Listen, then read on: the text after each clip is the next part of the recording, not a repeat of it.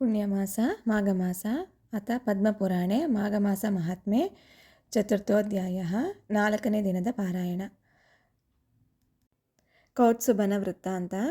ಹುಲಿ ಮುಖದ ಗಂಧರ್ವನ ವೃತ್ತಾಂತವನ್ನು ದಿಲೀಪನಿಗೆ ವಿವರಿಸಿದ ನಂತರ ಮಾಘಮಾಸದ ಮಹಿಮೆಯನ್ನು ಕುರಿತು ವಸಿಷ್ಠ ಮಹರ್ಷಿಗಳು ಪುನಃ ಹೀಗೆ ಹೇಳುತ್ತಾರೆ. ಪೂರ್ವಕಾಲದಲ್ಲಿ ಕುತ್ಸ ಎಂಬ ಹೆಸರಿನ ಬ್ರಾಹ್ಮಣನೊಬ್ಬನಿದ್ದನು. ಆತ ಕರ್ದಮ ಮಹರ್ಷಿಗಳ ಮಗಳನ್ನು ವೇದ ವಿಹಿತ ವಿಧಾನದಲ್ಲಿ ವಿವಾಹ ಮಾಡಿಕೊಂಡನು.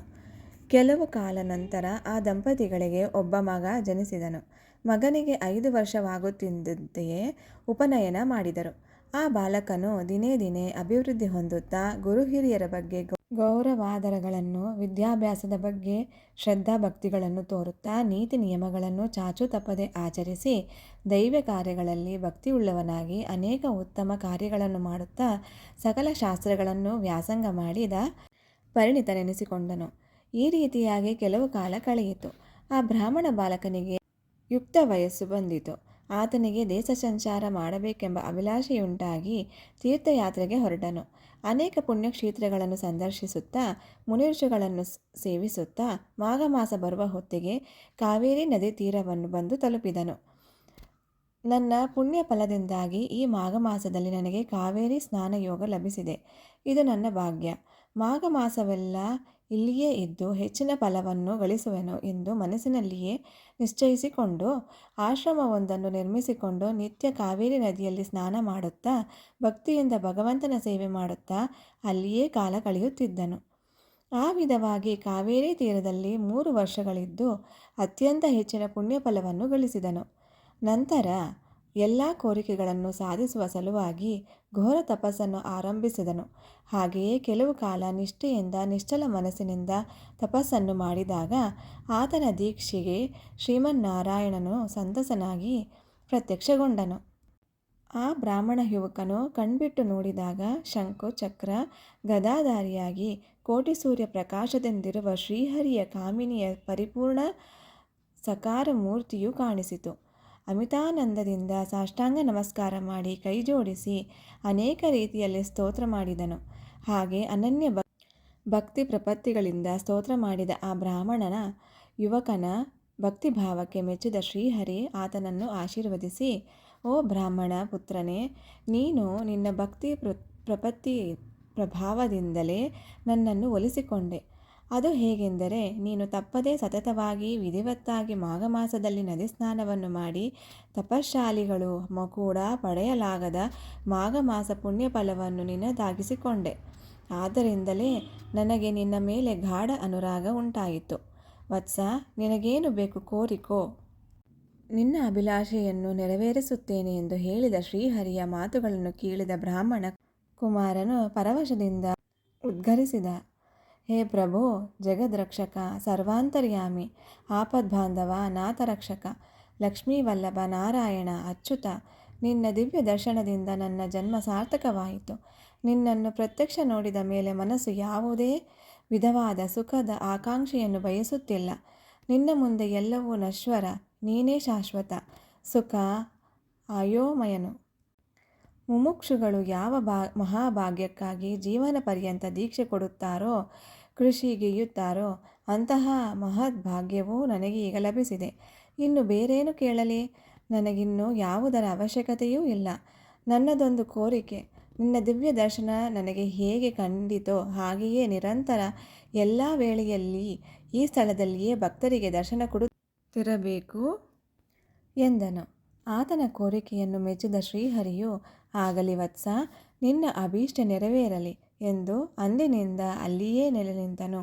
ಕೆಲವು ಕಾಲದ ನಂತರ ಯುವಕ ತಾಯಿ ತಂದೆಯನ್ನು ನೋಡುವುದಕ್ಕಾಗಿ ತನ್ನ ಗ್ರಾಮಕ್ಕೆ ತೆರಳಿದನು. ಬಹಳ ವರ್ಷಗಳ ನಂತರ ಮಗ ಬಂದಿದ್ದುದಕ್ಕೆ ವೃದ್ಧ ಮಾತಾಪಿತರರು ಬಹು ಸಂತೋಷಗೊಂಡರು. ಇತಿ ಪದ್ಮಪುರಾಣೆ ಮಾಘಮಾಸ ಮಹಾತ್ಮೆ ಚತುರ್ಥೋಧ್ಯಾಯ. ಅಥ ಪದ್ಮಪುರಾಣೆ ಮಾಘಮಾಸೆ ಮಹಾತ್ಮೆ ಪಂಚಮೋಧ್ಯಾಯ. 5ನೇ ದಿನದ ಪಾರಾಯಣ. ಮೃಗಶೃಂಗನ ಚರಿತ್ರೆ. ಆ ಬ್ರಾಹ್ಮಣ ಯುವಕನು ಕುತ್ಸುವಿನ ಮಗನಾದುದರಿಂದ ಕೌತ್ಸ ಎಂದು ಕರೆಯಲ್ಪಡುತ್ತಿದ್ದರೂ ಆತನನ್ನು ಮೃಗಶೃಂಗನೆಂಬ ಹೆಸರಿನಿಂದಲೂ ಕೂಡ ಕರೆಯುತ್ತಿದ್ದರು. ಅದು ಹೇಗೆಂದರೆ, ಆತ ಕಾವೇರಿ ನದಿ ತೀರದಲ್ಲಿ ನಿಷ್ಠೆಯಿಂದ ತಪಸ್ಸನ್ನು ಆಚರಿಸುತ್ತಿದ್ದಾಗ ಆ ಪ್ರದೇಶದಲ್ಲಿ ಸಂಚರಿಸುವ ಮೃಗಗಳು, ಪ್ರಾಣಿಗಳು ತಮ್ಮ ಒಂದು ಶೃಂಗ ಅಂದರೆ ಕೊಂಬಿನಿಂದ ಆತನ ಶರೀರವನ್ನು ಕರೆಯುತ್ತಿದ್ದವು. ಹೀಗಾಗಿ ಆತನಿಗೆ ಮೃಗಶೃಂಗನೆಂಬ ಹೆಸರು ಸಾರ್ಥಕವಾಯಿತು. ಮದುವೆಯಾಗಲಿರುವ ಕನ್ಯೆಯ ಗುಣ. ಮೃಗಶೃಂಗನಿಗೆ ಯುಕ್ತ ವಯಸ್ಸಾದುದರಿಂದ ಆತನಿಗೆ ವಿವಾಹ ಮಾಡಬೇಕೆಂದು ಆತನ ತಾಯಿ ತಂದೆಯರು ನಿಶ್ಚಯಿಸಿ ಈ ಸಂಗತಿಯನ್ನು ಮೃಗಶೃಂಗನಿಗೆ ಹೇಳಿದರು. ಅವರ ಮಾತುಗಳನ್ನು ಕೇಳಿದ ಮೃಗಶೃಂಗನು ಹೀಗೆಂದನು: ಪೂಜ್ಯರಾದ ಮಾತಾಪಿತೃಗಳೇ, ನನ್ನ ವಿವಾಹ ವಿಷಯದ ಬಗ್ಗೆ ನೀವು ಮಾಡಬೇಕೆಂದುಕೊಂಡಿರುವ ಕಾರ್ಯವನ್ನು ಹೇಳಿದ್ದೀರಿ. ಆದರೂ ನನ್ನ ಅಭಿಪ್ರಾಯವನ್ನು ಕೂಡ ಕೇಳಿರಿ. ಎಲ್ಲ ಆಶ್ರಮಗಳಿಗಿಂತ ಗೃಹಸ್ಥಾಶ್ರಮವು ಉತ್ತಮವಾದುದೆಂದು ದೈವಜ್ಞರು ಹೇಳಿರುತ್ತಾರೆ. ಆದರೂ ಎಲ್ಲರೂ ಈ ಸುಖವನ್ನು ಹೊಂದಲಾರರು. ಅದಕ್ಕೆ ಕಾರಣವೇನೆಂದರೆ, ಪ್ರತಿ ಪುರುಷನಿಗೂ ಆತನಿಗೆ ಅನುಕೂಲವತಿಯಾದ ಪತ್ನಿಯು ದೊರೆತಾಗಲೇ ಗೃಹಸ್ಥಾಶ್ರಮದ ಫಲವು ಸಿದ್ಧಿಸುತ್ತದೆ. ಅದಕ್ಕೆ ಉದಾಹರಣೆಯಾಗಿ ಸ್ತ್ರೀ ಹೇಗಿರಬೇಕೆಂದರೆ, ಕಾರ್ಯೇಷು ದಾಸಿ, ಕರ್ಣೇಷು ಮಂತ್ರಿ, ಶಯನೇಷು ರಂಭಾ, ಕ್ಷಮಯಾ ಧರಿತ್ರಿ ಎಂದು ಹಿರಿಯರು ವರ್ಣಿಸಿದ್ದಾರೆ. ಅಂದರೆ ಮನೆ ಕೆಲಸಗಳಲ್ಲಿ ದಾಸಿಯಂತೆಯೂ, ರಾಜಕಾರ್ಯದಲ್ಲಿ ಪತಿಗೆ ಸಹಾಯಕಾರಿಯಾಗಿಯೂ, ಶಯನ ಮಂದಿರದಲ್ಲಿ ರಂಭೆಯಂತೆಯೂ, ಶಾಂತ ಸ್ವಭಾವದಲ್ಲಿ ಭೂದೇವಿಯಂತೆಯೂ ಸ್ತ್ರೀ ವರ್ತಿಸಬೇಕು. ಅಷ್ಟೇ ಅಲ್ಲದೆ ಚತುರ್ವಿಧಗಳಾದ ಧರ್ಮ, ಅರ್ಥ, ಕಾಮ, ಮೋಕ್ಷ ಎಂಬ 4 ಪುರುಷಾರ್ಥಗಳಲ್ಲಿ ಮೋಕ್ಷವೇ ಪ್ರಧಾನವೆಂದುದು ಅಂತಹ ಮೋಕ್ಷವನ್ನು ಸಾಧಿಸ ಹೊರಟಿರುವವರಿಗೆ ಉಳಿದ 3 ಅನವಶ್ಯಕ. ಧರ್ಮವನ್ನು, ಅರ್ಥವನ್ನು ಮನುಷ್ಯನು ಯಾವ ರೀತಿಯಲ್ಲಿ ಸಾಧಿಸುತ್ತಾನೋ ಹಾಗೆಯೇ ಕಾಮವನ್ನು ಸಹ ಸಾಧಿಸಬೇಕು. ಪ್ರತಿ ಮನುಷ್ಯನು ವಿವಾಹವಾಗುವುದಕ್ಕೆ ಮೊದಲು ತಾನು ಕೈಹಿಡಿಯಲಿರುವ ಕನ್ಯೆಯ ಗುಣಾವಗುಣಗಳ ಬಗ್ಗೆ ಅರಿತುಕೊಳ್ಳಬೇಕು. ಜೀವನದ ಸುಖದಲ್ಲಿ ಪತ್ನಿ ಮುಖ್ಯವಾದವಳಾದುದರಿಂದ ಗುಣವಂತಳಾದ ಪತ್ನಿಯನ್ನು ಪಡೆಯುವುದಕ್ಕಿಂತ ಮತ್ತೊಂದು ಭಾಗ್ಯವಿಲ್ಲ. ಗುಣವತಿಯಾದ ಪತ್ನಿಯೊಂದಿಗೆ ಸಂಸಾರ ಮಾಡಿದರೆ ಆ ಸಂಸಾರವು ಸ್ವರ್ಗ ಸಮಾನವಾಗಿರುವುದೇ ಅಲ್ಲದೆ ಅಂತಹ ಮನುಷ್ಯನ ಧರ್ಮ, ಅರ್ಥ, ಕಾಮ, ಮೋಕ್ಷಗಳನ್ನು ಸುಲಭದಿಂದ ಸಾಧಿಸಬಲ್ಲ. ಪತ್ನಿಯು ಗಯ್ಯಾಳಿಯಾಗಿದ್ದು ವಿನಯ ವಿಧೇಯತೆಗಳು ಇಲ್ಲದಿದ್ದರೆ ಆಕೆಯ ಪತಿಯು ನರಕ ಸದೃಶವಾದ ಕಷ್ಟಗಳನ್ನು ಅನುಭವಿಸುವುದೇ ಅಲ್ಲದೆ ಪುನಃ ನರಕ ಕೂಪಕ್ಕೆ ಹೋಗುತ್ತಾನೆ. ಆದ್ದರಿಂದ ವಿವಾಹ ಮಾಡಿಕೊಳ್ಳುವುದಕ್ಕೆ ಮುಂಚೆ ಸ್ತ್ರೀಯನ್ನು ಅನೇಕ ವಿಧಗಳಿಂದ ಪರಿಶೀಲಿಸಿ ವಿವಾಹವಾಗಬೇಕು. ಅದು ಹೇಗೆಂದರೆ, ಕನ್ಯೆಯು ಆರೋಗ್ಯವಂತಳಾಗಿರಬೇಕು, ಯಾವ ವಿಧವಾದ ರೋಗಗ್ರಸ್ತಳೂ ಆಗಿರಬಾರದು, ಎಷ್ಟೇ ಅಂದಗಾತಿಯಾದರೂ ಒಳ್ಳೆಯತನದ ಕನ್ಯೆಯಾಗಿರಬೇಕು, ಬಂಧು ಮರ್ಯಾದೆಗಳನ್ನು ಬಲ್ಲವಳಾಗಿ, ವಿದ್ಯಾವಂತಳಾಗಿ, ದೇವ ಬ್ರಾಹ್ಮಣರನ್ನು ಪೂಜಿಸುವವಳಾಗಿ, ಅತ್ತೆ ಮಾವನ ಮಾತನ್ನು ಮೀರದಂತೆ ಇರಬೇಕು. ಈ ನೀತಿಗಳೆಲ್ಲವೂ ಮೊದಲು ಅಗಸ್ತ್ಯ ಮಹರ್ಷಿಗಳು ಹೇಳಿದ್ದಾರೆ. ಆದ್ದರಿಂದ ಅಂತಹ ಗುಣವತಿಯಾದ ಕನ್ಯೆಯನ್ನು ಆರಿಸಿಕೊಳ್ಳಬೇಕು. ಆದರೂ ಅದು ಹೇಗೆ ಸಾಧ್ಯವಾಗುತ್ತದೆ ಎಂದು ಮೃಗಶೃಂಗನು ತಂದೆ ತಾಯಿಯರಲ್ಲಿ ತನ್ನ ಮನಸ್ಸಿನಲ್ಲಿನ ಸಂಶಯವನ್ನು ವ್ಯಕ್ತಪಡಿಸಿದನು. ಮಗನ ಮಾತಿಗೆ ಸಂತಸಗೊಂಡು ತಂದೆ ಹೀಗೆ ಹೇಳುತ್ತಾನೆ: ಕುಮಾರ, ನಿನ್ನ ಮಾತುಗಳು ನನಗೆ ಬಹಳಷ್ಟು ಸಂತೋಷವನ್ನು ಉಂಟು ಮಾಡಿದೆ. ವಯಸ್ಸಿನಲ್ಲಿ ಕಿರಿಯವನಾದರೂ ಒಳ್ಳೆಯ ನೀತಿ ವಾಕ್ಯಗಳನ್ನೇ ಕಲಿತಿರುವೆ.